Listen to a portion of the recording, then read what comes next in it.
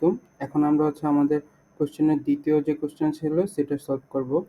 তো এখানে কোশ্চেনটা ছিল যে write the code segment using if else without changing the logical meaning. That means আমাদের কোশ্চেন 2 তে দুইটা পার্ট, এ অ্যান্ড বি। এতে বলছে আমাদের একটা সুইচ কেস প্রোগ্রাম দেওয়া আছে, যেটা লজিক্যাল মিনিং চেঞ্জ না করে ইফ এলস কন্ডিশন দিয়ে লিখতে বলছে। তো আমাদের আগে জানতে হবে যে সুইচ কেস কি। সুইচ কেস হলো একটা program block by block wise কাজ করে, রাইট? একটা ব্লক, দুইটা block, dot dot dot dot n types of block. তো প্রতিটা ব্লকে আলাদা আলাদা কন্ডিশন থাকে, আলাদা আলাদা কাজ থাকে। তো একটা একটা ব্লকের কাজ শেষ হলে দেন আরেকটা ব্লকে যায়। এই ব্লকের কাজ শেষ হলে দেন এই ব্লক, দেন লাস্টের ব্লক কাজ শেষ হলে দেন এটা। আর যদি কোনো ব্লক না থাকে তাহলে আমাদের একটা ডিফল্ট কন্ডিশন থাকে। ওই ব্লকগুলোর কাজ যদি এক্সিকিউশন না হয় দেন ডিফল্টে গিয়ে আমাদের প্রোগ্রামটা এক্সিকিউশন হয়। আচ্ছা, এখন যদি প্রবলেমটা সলভ করি তাহলে দেখতে হবে আমাদের কোশ্চেনে কি কি ছিল বা কি কি আছে। তো আমাদের কাছে দেওয়া আছে int number, some i equal to 4, j equal to 9। তো আমাদের কন্ডিশন মূলত শুরু হচ্ছে এখান থেকে, switch number case 1 equal to sum into equal to 3। Then case 1 মানে আমাদের প্রথম ইফ কন্ডিশন কাজ করবে এখানে। তো যদি আমরা কোডটা লিখি এই পাশে তাহলে কি হবে,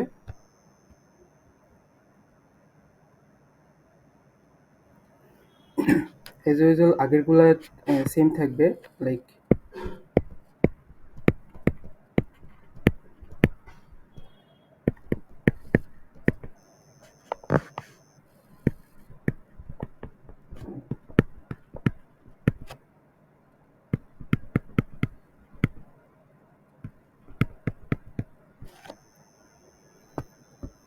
এখন শুরু হবে আমাদের ইফের কাজ।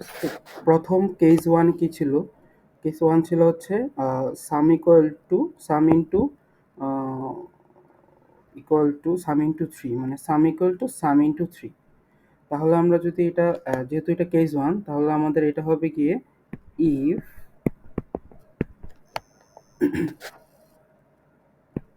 Number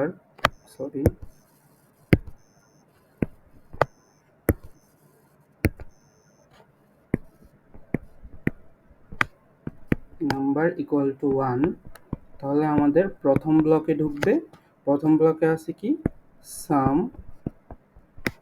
equals to some into 3। তাহলে আমাদের প্রথম ব্লকের কাজ শেষ।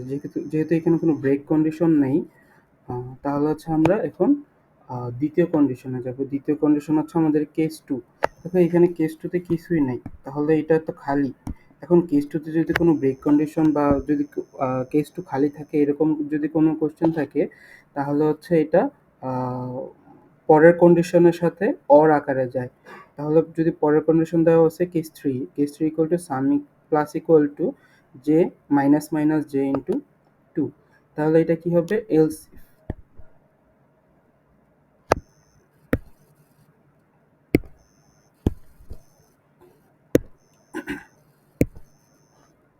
তাহলে এটা কি হবে, এলসি।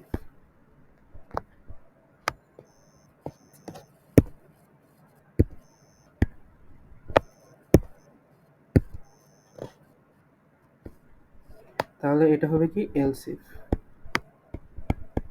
এলসিফ যেহেতু আমাদের ব্লক 2 মানে কেস 2 তে কোনো কন্ডিশন বা কোনো প্রোগ্রাম নেই বা কোনো স্টেটমেন্ট নেই, তাহলে কেস 2 আমার 3 এর সাথে মার্জ করে কেস 3 কাজ করবে। তাহলে if number equal two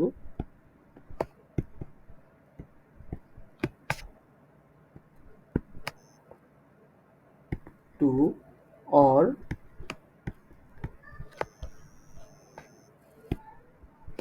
number equal to 3, then আমার ঢুকবে ব্লক 3 তে। তাহলে ব্লক 3 তে আমার কি আছে, ব্লক 3 তে আছে sum equals two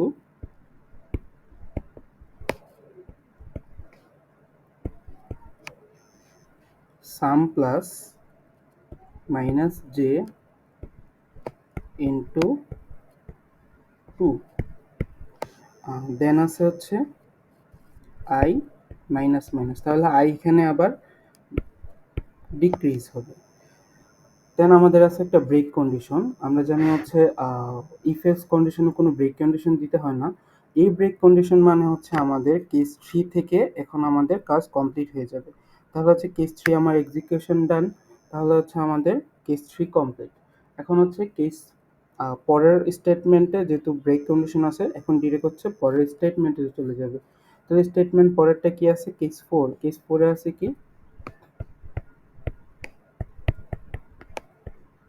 else if number equals to 4 হলে তাহলে পরের কন্ডিশনে যাবে। পরের কন্ডিশন কি?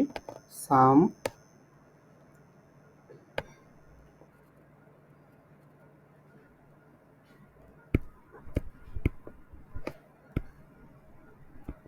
Equals to i sorry plus plus i into j minus minus. তাহলে এখানে আই ইনক্রিমেন্ট হবে আর হচ্ছে যে প্রিভিয়াস ভ্যালু ছিল সেটার সাথে গুণ হয়ে এই কেস 4টা কাজ করবে। যেহেতু এখানে আমাদের কোনো আউটপুট দেখাইতে বলে নাই, শুধু হচ্ছে ইফ এলস কন্ডিশনটা দিয়ে লিখতে বলছে, তাহলে আমাদের আউটপুট নিয়ে কোনো মাথা ব্যথা নেই, আমরা ডিরেক্ট জাস্ট ইফ এলস কন্ডিশনটাই লিখব। তাহলে কেস 4 দেখো, যখন হচ্ছে যে মাইনাস মাইনাস হইলো ডিক্রিজ হইলো, তাহলে হচ্ছে মানে পরের স্টেপে হচ্ছে যে ব্রেক হয়ে গেছে, মানে হচ্ছে এই যে সাম যে স্টেটমেন্টটা ছিল সেটা ব্রেক হয়ে গেছে। তাহলে হচ্ছে কেস 4 এক্সিকিউশন আমাদের ডান হয়ে যাবে, এখানে আর কোনো কাজ করবে না। এখন যেতে হবে আমাদের কেস 5-এ। দেখুন কেস 5-এ একটা কন্ডিশন, মানে কেস 5-এর মধ্যে কিছুই নাই, জাস্ট একটা কথা হচ্ছে যেটা হচ্ছে ব্রেক কন্ডিশন। তাহলে ব্রেক কন্ডিশন মানে হচ্ছে কেস 5 আমাদের কোনো সময় হচ্ছে এক্সিকিউশন হবেই না, কারণ হচ্ছে এখানে কোনো স্টেটমেন্ট নেই বা কোনো হচ্ছে ওয়ার্ক ওয়ার্ক ফ্লো নেই বা কাজ করার জন্য কোনো প্রসেস নেই, তো ডিরেক্ট ব্রেক কন্ডিশনই দেওয়া আছে। তাহলে এখানে জাস্ট হবে else if number equals to 5, এই ব্লকের ভিতরে আর কোনো কাজ হবে না, কারণ এখানে হচ্ছে ব্রেক স্টেটমেন্ট দেওয়া আছে, ডিরেক্ট কোনো এক্সিকিউশনের জন্য কোনো কিছুই দেওয়া নেই। তাহলে যেহেতু ব্রেক স্টেটমেন্টের পরে আমাদের দেওয়া আছে আই প্লাস ইকুয়াল টু 10, আমরা জানি হচ্ছে সুইচ কেসে যতক্ষণ পর্যন্ত না ব্রেক কন্ডিশন পায়, এর আগে যত কাজ আছে সবগুলো এক্সিকিউশন হবে। যতক্ষণ পর্যন্ত না ব্রেক কন্ডিশন পায় তার আগে যত কাজ আছে সবগুলো ইনক্রিমেন্ট হবে। যখনই হচ্ছে কোনো প্রোগ্রাম তার ওই পার্টিকুলার লাইন এক্সিকিউশন হওয়ার পরে একটা ব্রেক কন্ডিশন পায়, সেখানে হচ্ছে সে হচ্ছে টার্মিনেট করে দিবে। তাহলে ওইখানে হচ্ছে আর পরবর্তীতে যা কিছু আছে, যদি ব্রেকের পরে আরও বিভিন্ন লাইন থাকে, সেগুলো আর কোনো কাজই করবে না। তো যেহেতু এখানে প্রথমেই কেস 5-এ একটা ব্রেক কন্ডিশন দেওয়া আছে, তাহলে এর পরে যাই থাকুক না কেন সেগুলো আর কখনোই হচ্ছে এক্সিকিউশন হবে না, ডিরেক্ট কেস 5 টার্মিনেট হয়ে যাবে। কেস 5 টার্মিনেট হয়ে যাবে আর ডিফল্ট যেটা ছিল আমাদের, ডিফল্ট থাকবে হচ্ছে গিয়ে ডিফল্টের মতোই। ডিফল্টে থাকবে আমরা নর্মালি যখন ইফ দেন ইফ না কাজ করলে এলস ইফ, আবার এলস ইফের বিভিন্ন কন্ডিশন থাকে। আর যদি এই দুইটাই কাজ না করে দেন আমরা থার্ড একটা লিখে হচ্ছে এলস, মানে হচ্ছে ইফ আর এলস ইফ যদি কাজ না করে আমাদের কোড হচ্ছে ডিরেক্ট এলস ইফে চলে যাবে। তাহলে এখানে যদি ধরে নেই সামহাও আমাদের কোড হচ্ছে আমাদের এলস বা আমাদের কোড ইফ বা এলস ইফে কাজ করলো না, এখানে কাজ করলো না, এখানেও কাজ করলো না, এটাতেও কাজ করলো না, ডিরেক্ট হচ্ছে আমাদের কন্ডিশন ম্যাচ করানোর জন্য, কন্ডিশন যেহেতু এগুলোতে ম্যাচ হচ্ছে না, তো ডিরেক্ট হচ্ছে আমরা চলে যাব হচ্ছে ব্রেক কন্ডিশন, মানে সরি ডিফল্ট কন্ডিশনে। তো ডিফল্ট কন্ডিশন নর্মালি এলস ইফের হচ্ছে এলস।